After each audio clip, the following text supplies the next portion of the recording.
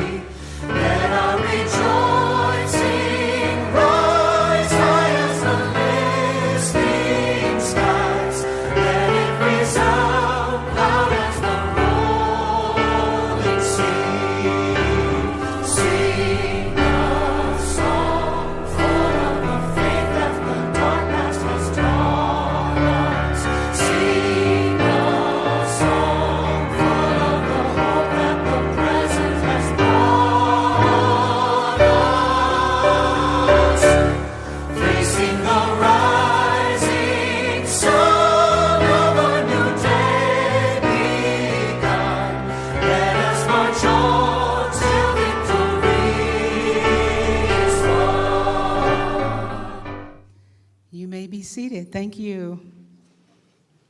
Good evening. I am Vanessa Baker Latimer, a member of the MLK Planning Committee and the Housing Coordinator for the City of Ames, and I'm honored to be your MC for the evening. But before we get started, if we have any elected officials in the audience, whether local, state, or federal, also if we have any military men and women, active or retired, or if we have any service personnel, police, fire, and hospital, please stand so that we may honor and thank you for your service to our community and our country.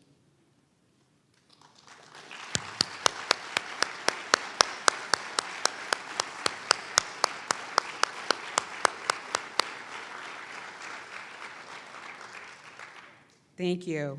History tells us that 2023 will mark the 55th anniversary of Dr. King's assassination, and although his death was tragic and violent, he left us with a great nonviolent legacy in which we strive to continue to bring together equality to our community, ensuring civil rights for all persons regardless of their color of their skin. He would have been 94 years old today. The good news is that your presence and participation here tonight honors and celebrates what he fought and died for. For we want to welcome you to the 2023 Martin Luther King Jr. Ames-Story County Community Celebration. So give yourself a positive round. We're back in person, yes.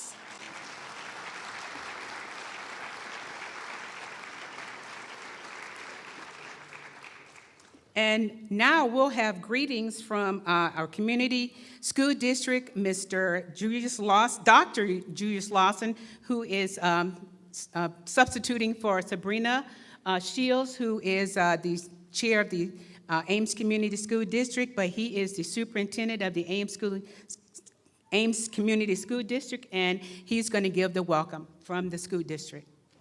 Dr. Lawson.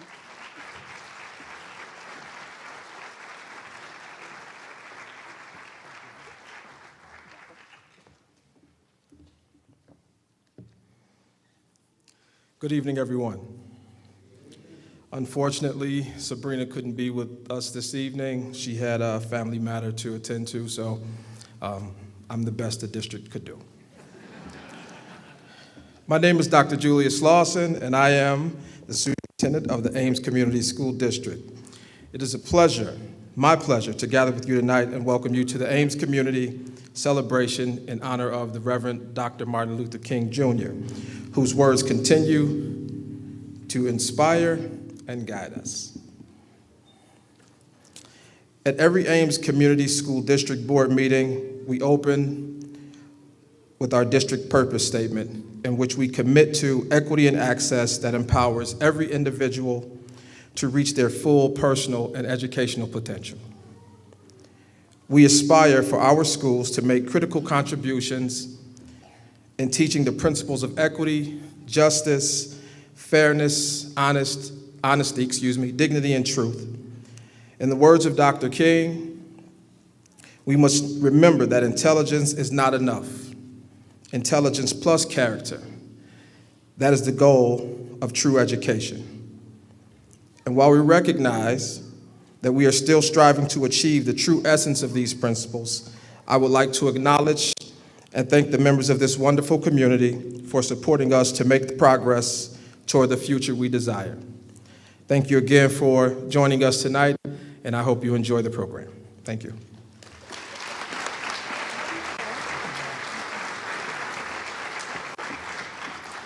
Next, we'll have a welcome from the Story County, being done by Linda Merkin, who's on the Board of Supervisors, followed by John Haler, who is the mayor of the city of Ames.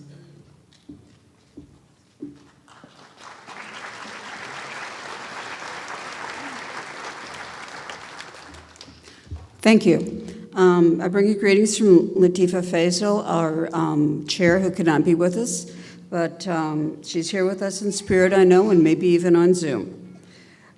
Lisa Heddens and I are pleased to be with you here tonight. We're particularly pleased to report for the first year we are celebrating Martin Luther King's birthday as a Story County holiday. Thank you. Last night, I rewatched the American Experience show Freedom Summer, which documents the Mississippi Freedom Project of 1964. I was again struck by the courage and the perseverance of the Mississippi citizens who've been denied the right to vote since the passage of Jim Crow legislation. I was appalled at the tactics that were used to intimidate those who tried to vote. That summer, Mississippi citizens, joined by organizers and student volunteers, registered voters. They also organized the Mississippi Freedom Democratic Party to challenge the all-white Mississippi delegation to the National Convention. Those efforts, while not immediately successful, brought a huge change. First, it brought hope to Black Americans in the South who were trying to register to vote.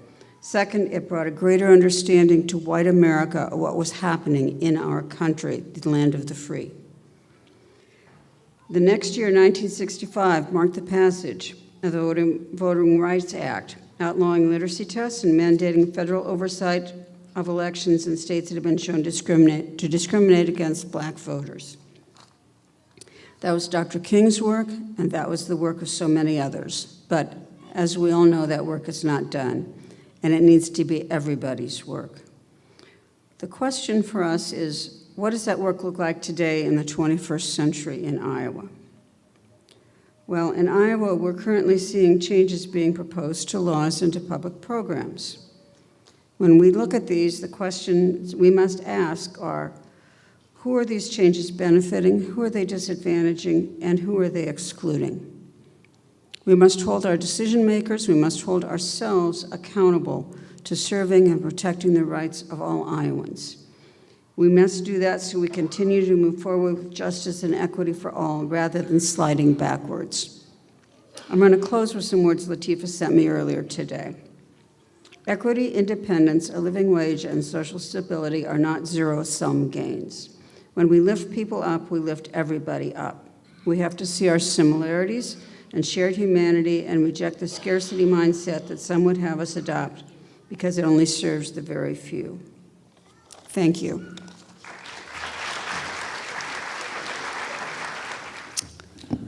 Well, good evening, and I would agree with Vanessa. It's wonderful to be back together in person. On behalf of the Ames City Council and the City of Ames, it's my pleasure to welcome you tonight to tonight's celebration honoring the Reverend Dr. Martin Luther King. And before I proceed, I just want to recognize Ames City Council members. I know that Tim Garton is here, and I know that Anita Rollins, our speaker, is here. Is there any other council members that are here? Sorry, Gloria's back there. Anyway, I just want to... Bronwyn, I'm sorry. Would you guys stand up? Come on.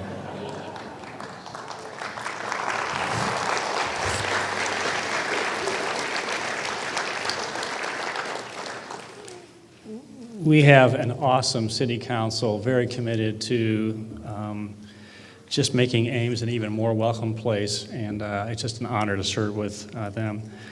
Also, she's probably not expecting it, but we're honored to have Dr. Winterstein, the president of Iowa State, here tonight. Would you stand up, Dr. Winterstein?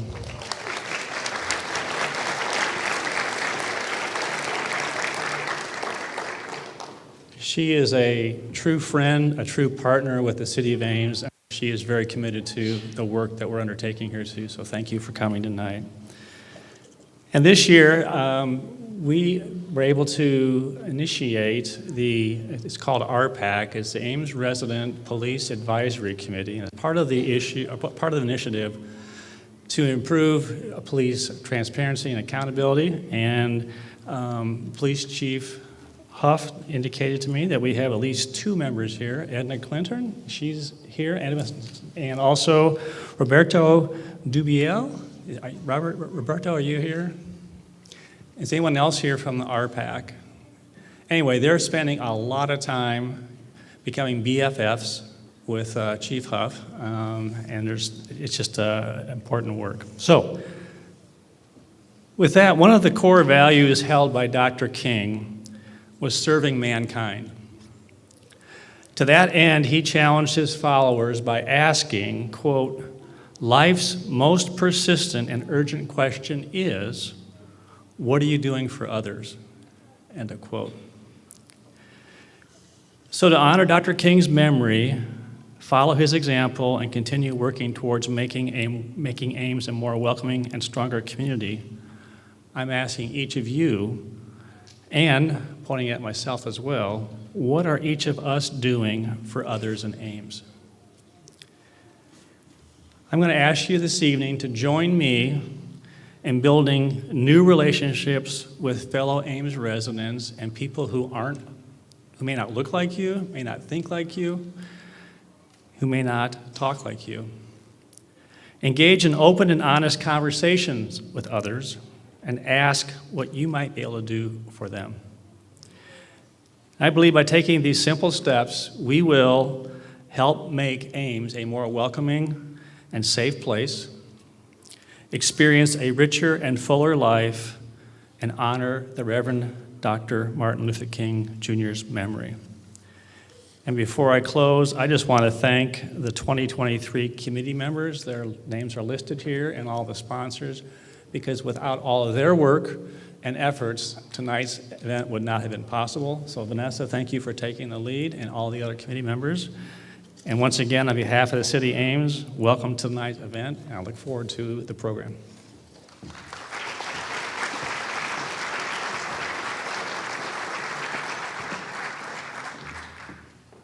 Thank you, everyone, for that welcome. We have one more thing before we get to the exciting part of our program. We'd like to take a few minutes to thank our sponsors, because without them, we could not do this event. They are listed in your program, but I would like to take the privilege and announce them. The Ames branch of the NAACP, the Ames Chamber of Commerce, the Ames Community School District, the Ames Human Relations Commission, the Ames Police Department, the Ames Public Library, the Ames Water Plant, the Body of Christ Church, Celebrations Party and Rental Store, the City of Ames, Jesus Garden and Bartiger Law Firm, Hy-Vee, Iowa State University Library, League of Women Voters of Ames and Surrey County, the Rotary Club, Wayne and Edna Clinton and family, and the YWCA Ames ISU. Please give them a round of applause.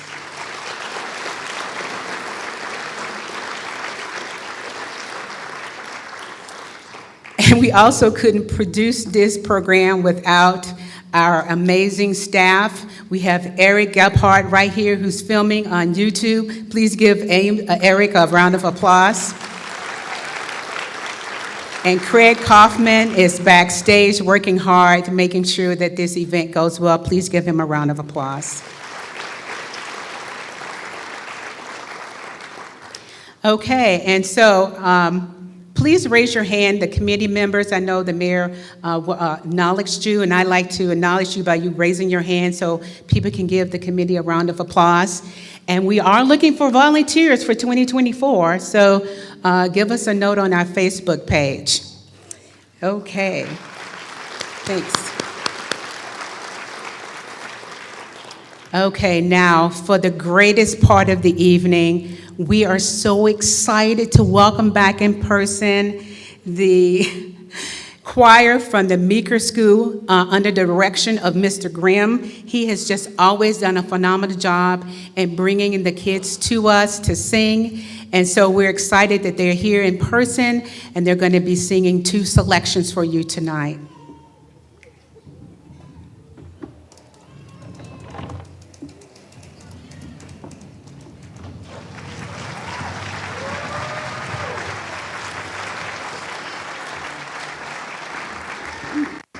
Good evening. I'll take 30 seconds. That's all I want to say. Thank you, parents, for coming out tonight, and thank you, community, for coming out tonight, and thank you, students, for being here, because this is a special night, and I'm so proud of them. We've had some good conversations about the song and coming in here and performing, but what makes me so excited is the conversation we had about Dr. King. And one of the things I taught them very, very, very clearly, made it very simple, was none of this, more of this. And to be able to treat each other as family and treat each other with respect. And the challenge I have for them is this. When we walk out of here, we're going to be so excited about singing and being a part of this. But keep moving forward, right? Keep moving forward. Don't let it stop here. Keep moving forward. Be better every day. So thank you. Our first song is called Sing About Martin. And then our second song is called We Are the We Are the Children of the 21st Century. The first song's about Dr. King. The second song's about them and what they have for a future. Thank you.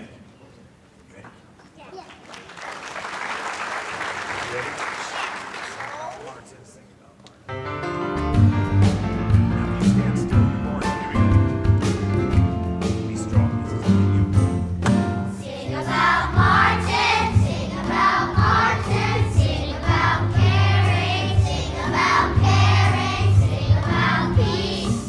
about peace all around the world, all around the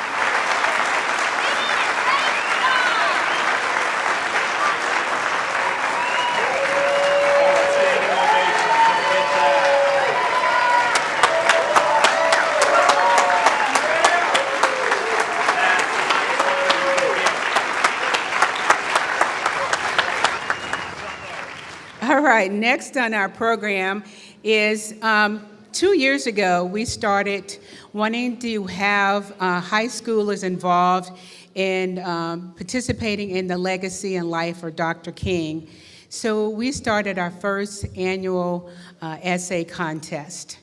And this is our third year for the essay contest, and we're excited to have area high school students participate. And we have an opportunity to let them express themselves about the legacy and life of Dr. King and his impact on the community through their eyes. And so we're excited tonight to welcome our first place winner. She'll be receiving a $200 gift card, and her name is Taryn Hicks, and she's a freshman at Gilbert High School, and her essay is entitled 1950s Protesting versus Today, and she's here to read her essay, so please give her a round of applause.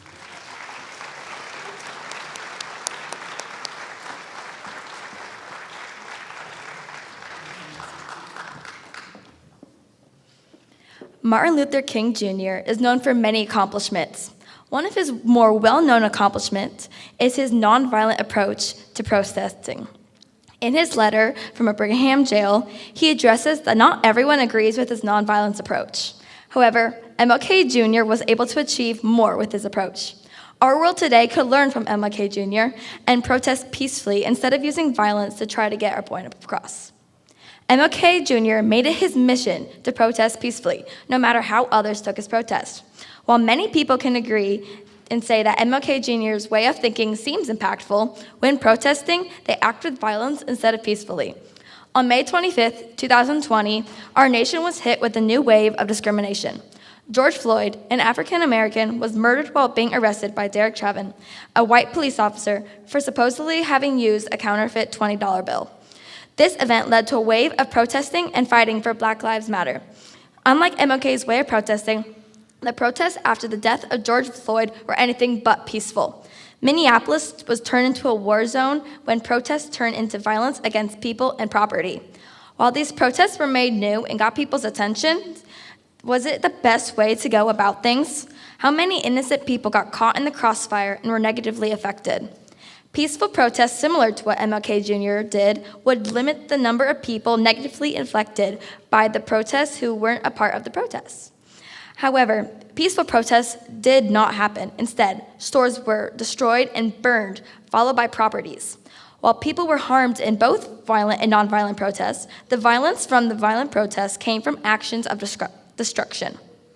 Peaceful protests rallied people of all kinds: kids, women, white people, Black people, men, and social activists. People were more likely to join a peaceful protest because everyone could do it. Everyone can walk down a street and show their support.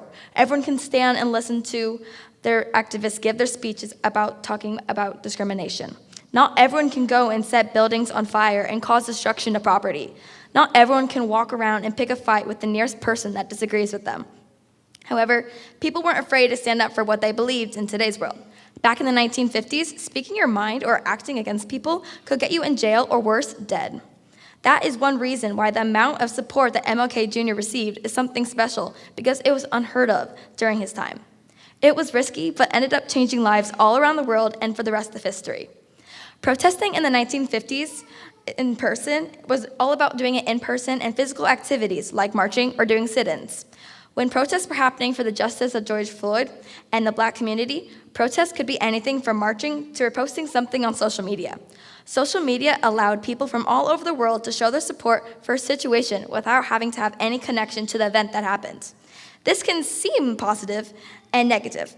It is positive because the event that happened is shared with many more people than it could have been shared with in the 1950s. However, how many reposts on social media are nothing more than a repost instead of someone truly caring about an event? It is hard to tell who cares and who is simply reposting because it is the popular thing to do. No matter if the repost has a meaning behind it or not, social media has allowed more people from all around the world to participate in protests. It has also allowed money to be raised for families and friends of victims. A GoFundMe was started for the official memory of George Floyd and raised over $15 million. People from all over the world were able to show their support by donating to continue the memory of George Floyd and to help support his family during hard times. Social media has played a huge role in showing support for protests all over the world. Martin Luther King Jr. made a huge impact on the world. He also proved that things could get done without the need to use violence. However, many protests in today's world have not adopted this way of protesting and have turned to violence instead. Social media has also played a big role in protests around the world to help spread the news and allow people to show support from across the world. Protesting has changed a lot from how it was in the 50s, but do we believe that it is more effective now or back then? Thank you.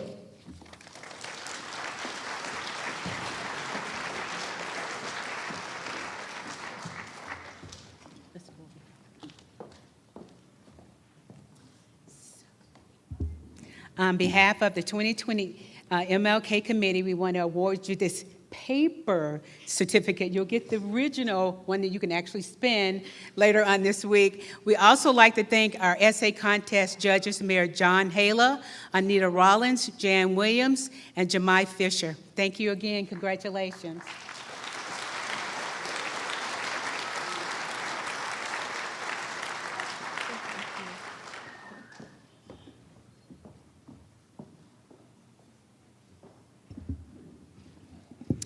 You know, Ames was fortunate to have two wonderful songwriters write songs especially for our event.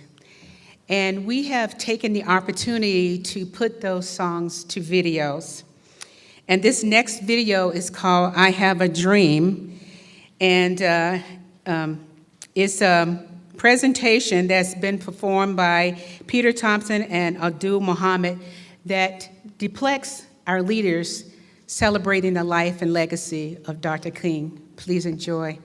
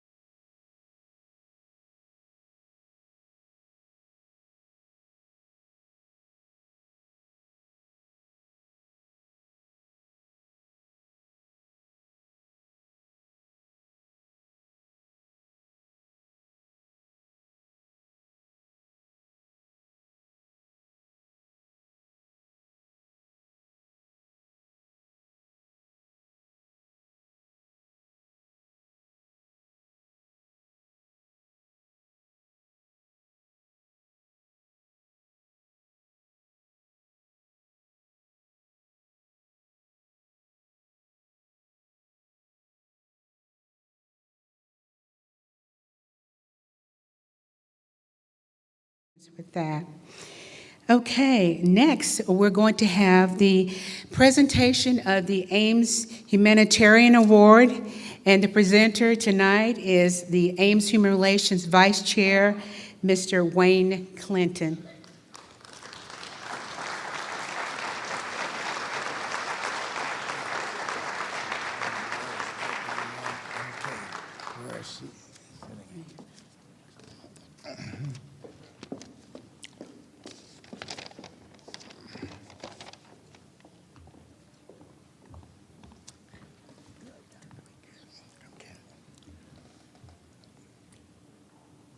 The Humanitarian Award is an annual award given by the Ames Human Relations Commission. This award recognizes and honors a worthy individual or program whose contributions to Ames community demonstrates extraordinary quality, especially in areas to promote diversity, inclusion, and equity.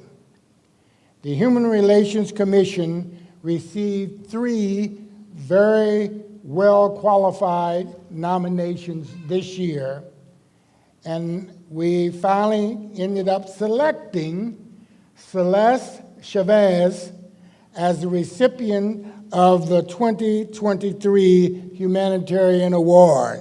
Please give her a round of applause.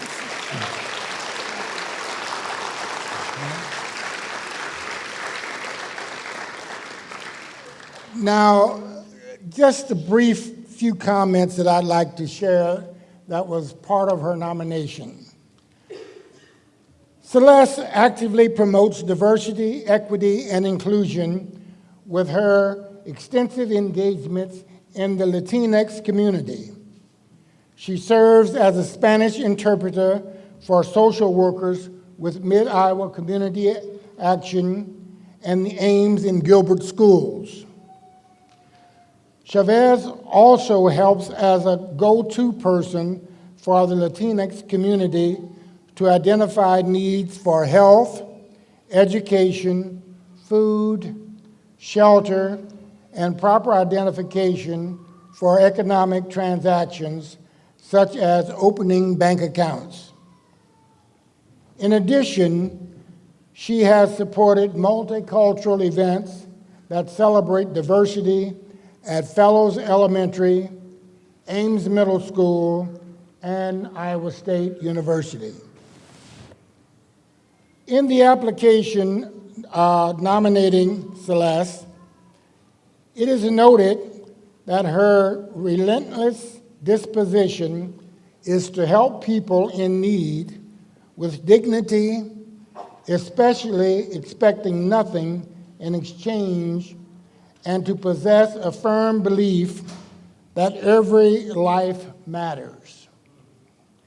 It is my pleasure to present this award to Celeste Chavez and honor the contributions she makes to promote and strengthen the lives of people in Ames. This is what she will be receiving. It is a beautiful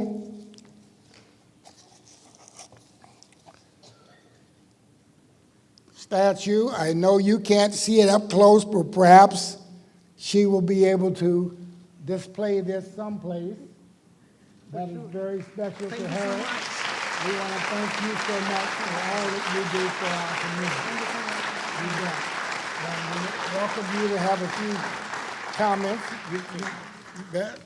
Okay. Thank you so much. I have to get my cheat sheet, otherwise I will pass out here, so bear with me. Thank you all for this recognition. Thank you to my little wonderful family, my husband Alejandro and my daughter Apolonia, for always standing by myself and supporting my crazy ideas. Without the two of them, the things I do will not be possible. I want to also thank my friends from here, there, and everywhere. They make me happy. Thank you so much to the City of Ames for the award. And a big thank you all to the many, many wonderful volunteers and doers around the city of Ames. We have so many organizations and people who do put their best daily, and this is phenomenal. Without them, Ames will not be what it is. And if you are here today, I want to encourage all of you to put your big or your small talents to work. For this, I will be quoting Miss Maya Angelou. And you all, you have to try to be a rainbow in somebody's cloud. Thank you so much, and I'm honored. Gracias.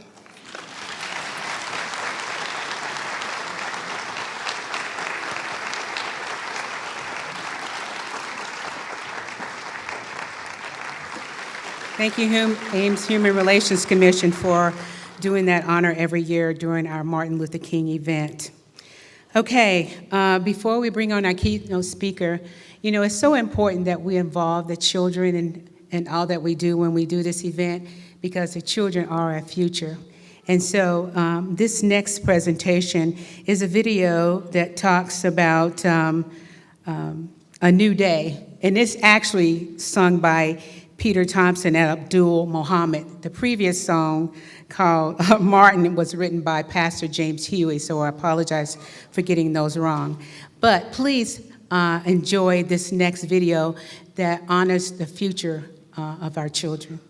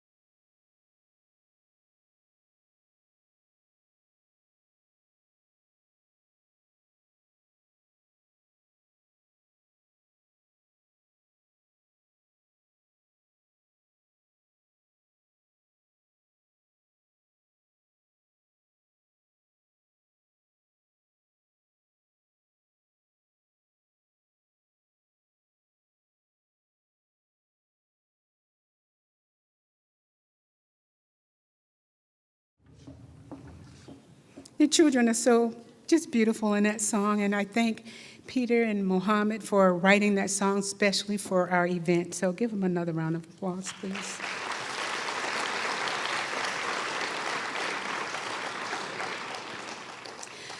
Okay, the highlight of our evening is our keynote speaker, Anita Rollins. Anita is passionate about equity and inclusion work. Most of her career and community activities centered around these issues. She managed the Iowa State University Science Bound program for more than 20 years, helping to ensure academic success of thousands of students of color and supporting their families. She's also been a science communication specialist, health educator, and program director. While at Iowa State University, she was active in the Iowa State community, contributing to a number of campus organizations and leadership positions. For more than 30 years, she's been devoted to the Ames community, serving in posts for which she was elected, as well as what she's volunteered for. A native of Des Moines, Nita earned her BS in journalism from the University of Kansas and MS in education from Iowa State University, and she also has a certificate in social justice from Iowa State University. It is my pleasure to introduce not only my friend, but my sister in Christ, and she's also the first African-American elected woman to the Ames City Council. So please give Anita Rollins a warm Ames welcome.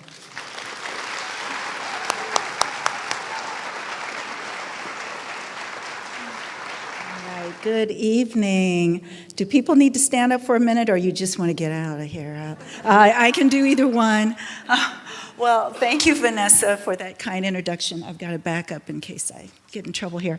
Haven't we had a great program tonight? Let's give everyone another great round of applause. Yeah, the young people were fabulous. Okay, so I want to begin tonight by acknowledging that we are on the ancestral lands and territory of the Bakotsi or Iowa Nation. Additionally, I recognize our obligations to this land and to the people who took care of it, as well as to the 17,000 Native people who live in Iowa today.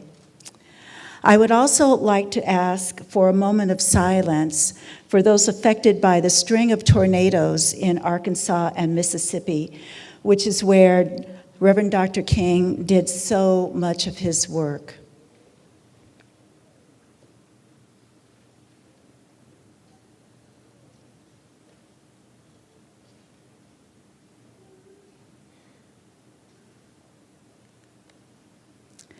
Thank you.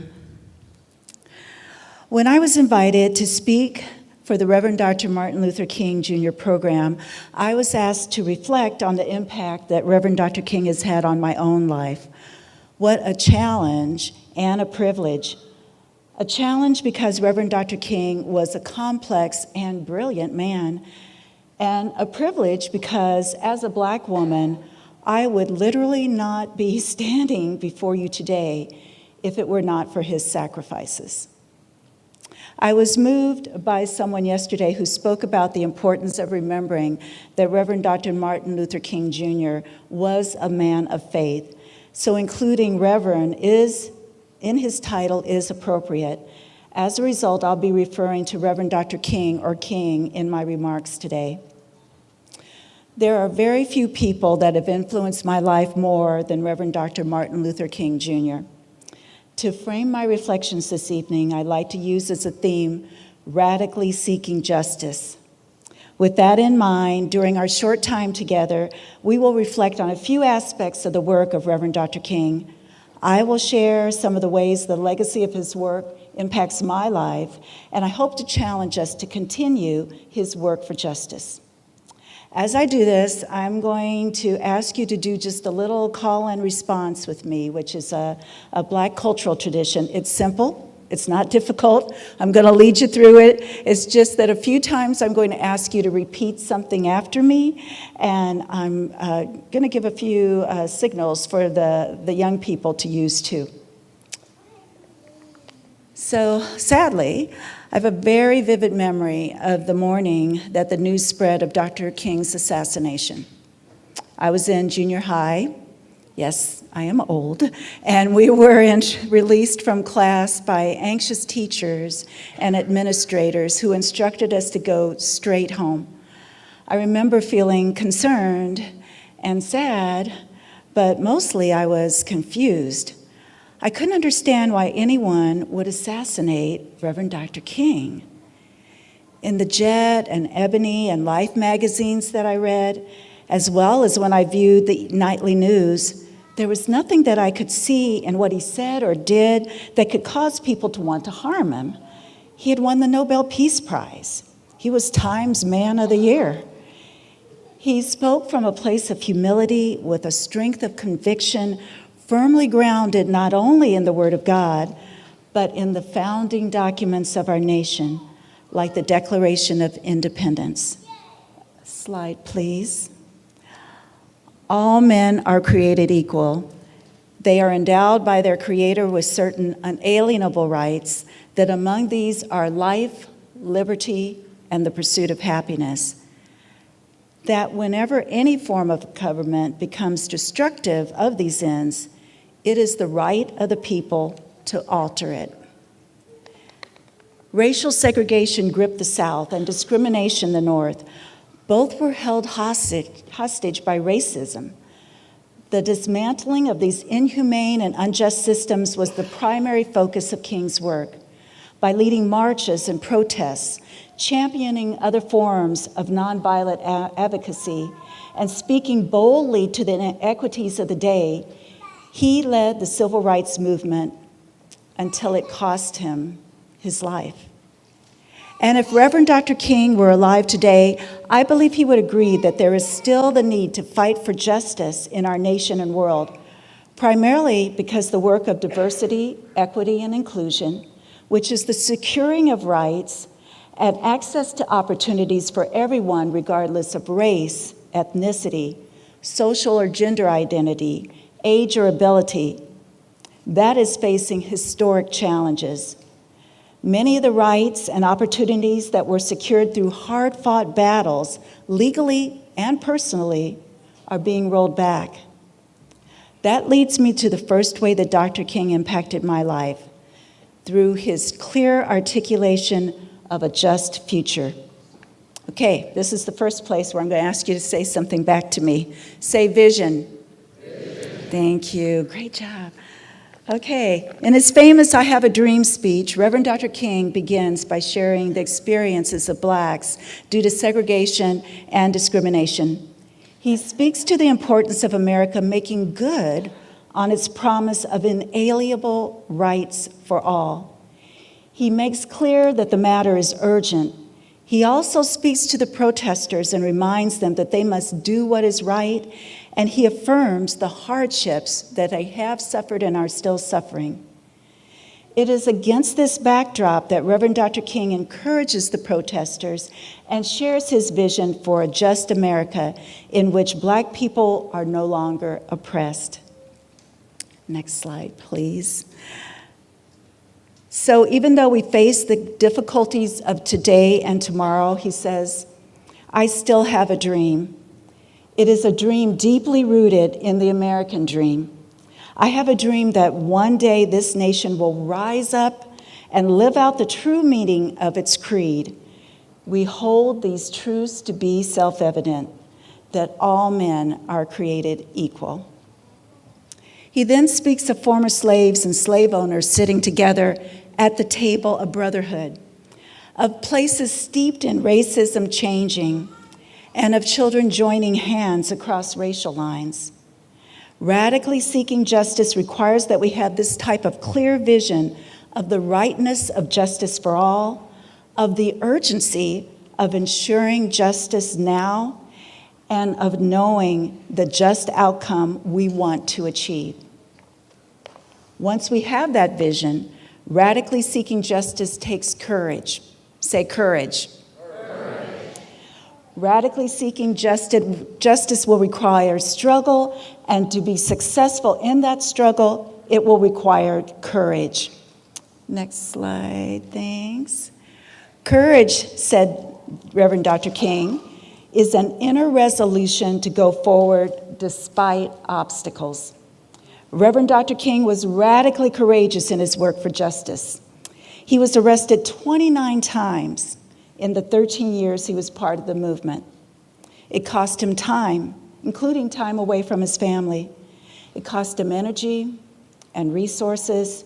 It cost him peace of mind as he and his family received daily death threats, both on the phone and in the mail, and a bomb was thrown outside their living room. Yet Dr. King remained radically courageous in the struggle for justice. So radically courageous, it would eventually cost him his life. In our pursuit of justice, we have to be radically courageous as well. It will most likely cost us more than we planned, but we will find that what we need to sustain us if we hold on to the vision.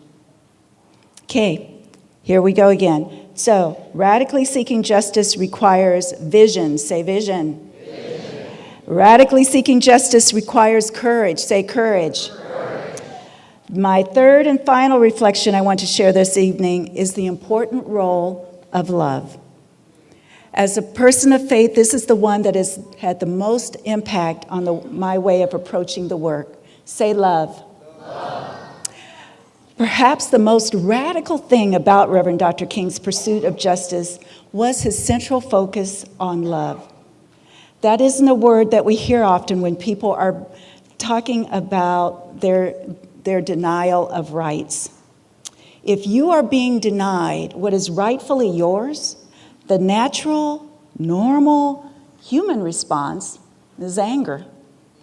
However, King made an intentional, deliberate decision to respond in love.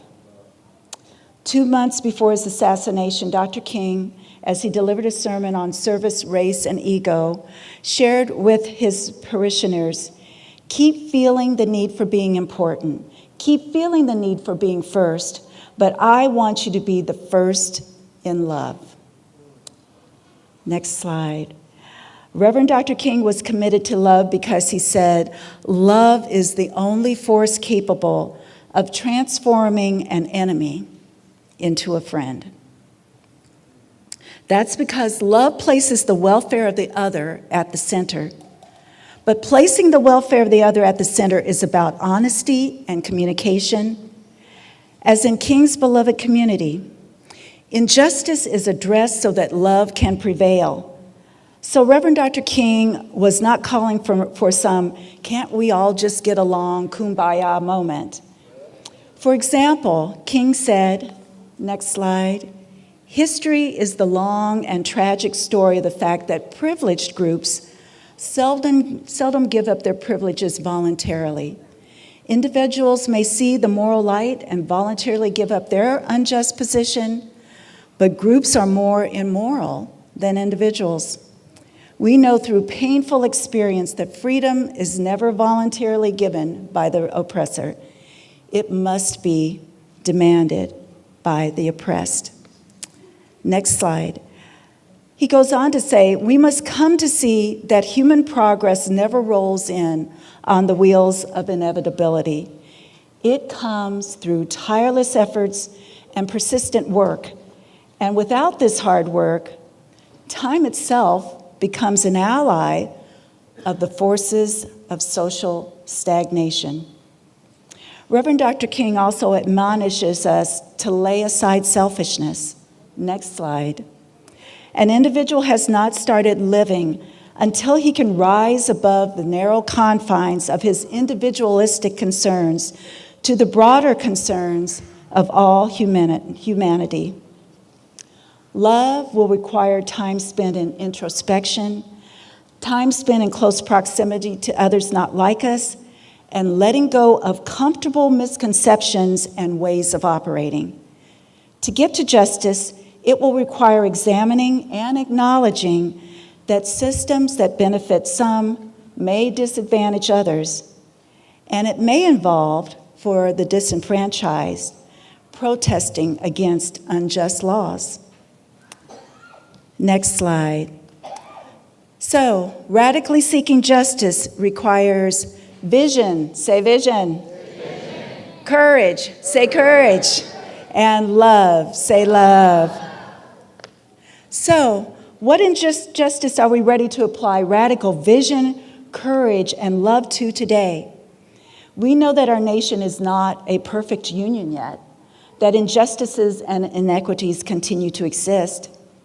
If we look just at the issue of race, for example, a financial news opinion company, 24/7 Wall Street, in February of 2020 listed Iowa as the third worst state for Black Americans, with Blacks having a poverty rate of 31.9% to 10.1% for whites, and an unemployment rate of 10.6% for Blacks compared to 3.3% for whites, in a state in which only 4% of the population is Black, according to the most recent U.S. Census. The FBI reported an increase in hate crimes in Iowa in 2021. In 2022, voters experienced increased restrictions in many states, including Iowa, such as shortened in-person voting hours and shorter times for using absentee ballots. According to Iowa's 2021 Gender Wage Equity Study, women make 17% less than men in hourly wage jobs and 18% less than men in salaried jobs. And we could go on. We could talk about health disparities across racial and ethnic demographics, the widening gap between those on the lowest rungs of the socioeconomic ladder and those at the highest, the needs of our educational systems, the challenges of finding safe, affordable, and quality childcare, the trials of those who are differently abled, and so much more. The solutions are complex, and the work is hard. But again, in Reverend Dr. King's letter from a Birmingham jail, he reminds us that, next slide, we are caught in an inescapable network of mutuality, tied in a single garment of destiny. Whatever affects one directly affects all indirectly. The welfare of us all depends on ensuring the welfare of us all. And Reverend Dr. King also warns us that sitting it out is not an option. Next slide. We must learn that passively to accept an unjust system is to cooperate with that system, and thereby to become a participant in its evil. The challenge to secure justice for all is before us. Let's radically seek it with the vision of a better tomorrow, a commitment to be courageous, and a willingness to act in love. Thank you.